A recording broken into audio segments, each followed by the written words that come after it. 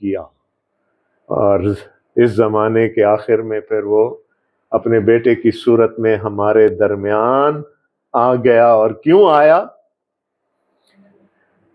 کیا کہا تھا فرشتے نے مریم سے؟ اور تو اس کا نام یسوع رکھنا، کیونکہ وہ اپنے لوگوں کو ان کے گناہوں سے بچائے گا۔ باپ بھی بچانے والا ہے، بیٹا بھی بچانے والا، کوئی ڈفرنس نہیں ہے۔ اب مجھے تو سمجھ نہیں آ رہی اس کے آگے میں کیا کہوں، یہاں تو بات ہی ختم ہو جاتی ہے۔ کہتے ہیں نا کہانی مک گئی ہے تھے آ کے۔